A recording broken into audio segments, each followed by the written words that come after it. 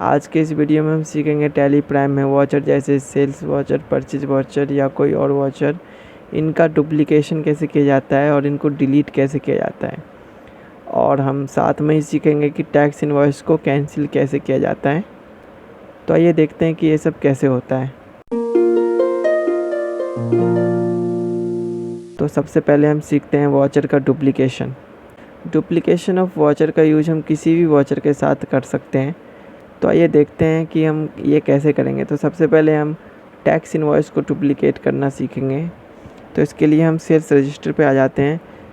तो sales register पे आने के लिए हम सबसे पहले डिस्प्ले में आ जाएंगे। डिस्प्ले में आने के बाद हम अकाउंट बुक्स पे आ जाएंगे। उसके बाद हम सेल्स रजिस्टर पे आ जाएंगे, DAS इसका शॉर्ट किए। तो हम ये सेल्स रजिस्टर पे आ जाते हैं। मान लीजिए कि ABC प्राइवेट लिमिटेड ये सेम सामान लेके जा रहा है जो ये 2 अप्रैल में लेके जा रहा था। 80 पीस 50 रुपये के रेट से आइटम में ही लेके जा रहा है। तो हमें ये 1 जून में बिल बनाना है 4720 रुपये का। तो ये हम डुप्लीकेशन की मदद से हम आसानी से बना लेंगे।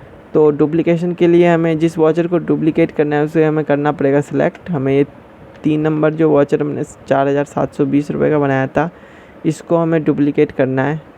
तो हमने इसको कर लिया सिलेक्ट और डुप्लीकेशन का शॉर्ट किया Alt+2।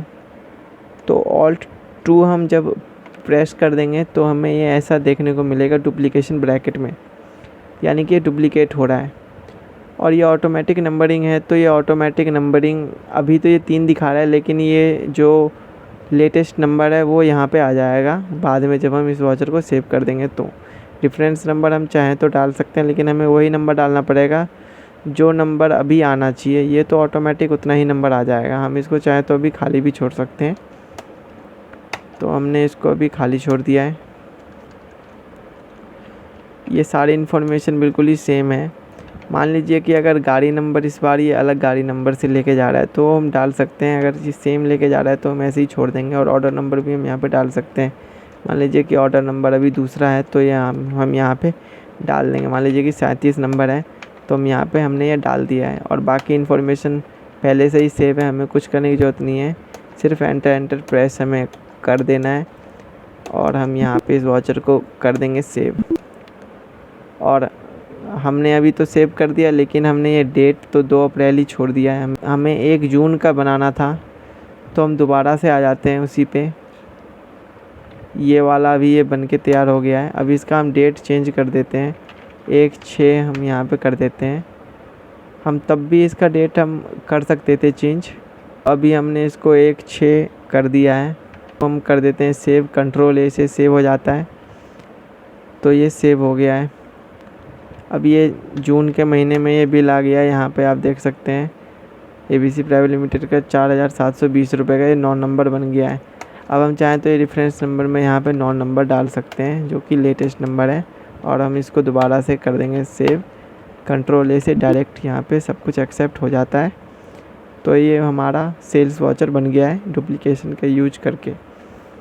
तो आइए हम डुप्लीकेशन का यूज एक और वॉचर में करते हैं। इस बार हम पेमेंट वॉचर में करेंगे। तो इसके लिए हम पेमेंट रजिस्टर पे आ जाते हैं। डिस्प्ले अकाउंट बुक्स में आ गए हैं तो हम पेमेंट रजिस्टर में आ जाते हैं।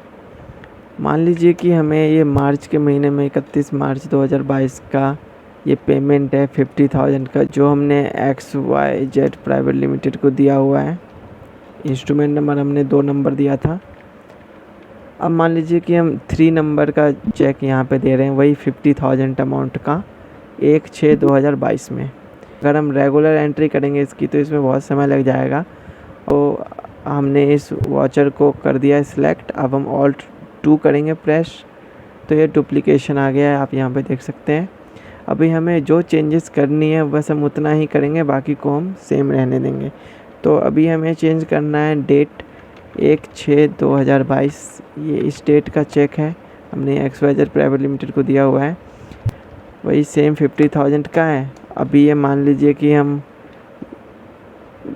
2 नंबर का था, हम 3 नंबर का दे रहे हैं। तो ये ऑटोमेटिक 3 नंबर आ गया था क्योंकि हमने ऑटोमेटिक चेक नंबरिंग सेट यहाँ पे कर रखी थी। तो अभी हम इस वॉचर को कर देते हैं सेव। तो ये हमारा वॉचर सेव हो गया। अब हम वापस आ जाते हैं और जून के महीने में हम देखते हैं कि ये वाउचर हमारा बन गया है। अगर हम रेगुलर एंट्री करते तो इसमें काफ़ी समय लग जाता। एप्लीकेशन की मदद से यहाँ पे ये हो गया है। तो हमने वाउचर का डुप्लीकेशन तो सीख लिया है। अब हम सीखते हैं वाउचर को डिलीट करना।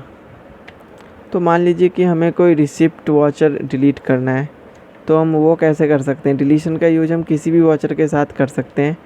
अभी मान लीजिए कि हमें रिसिप्ट वाउचर को डिलीट करना है। ये जो हमने 31 मार्च की एंट्री करी है, इसको हमें डिलीट करना है।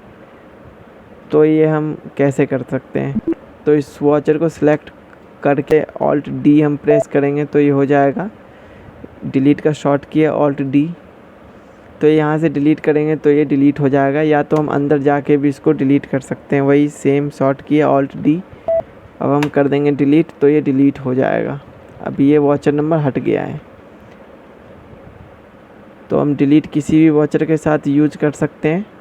तो आइए अब हम सीखते हैं टैक्स इनवॉइस को कैंसिल करना।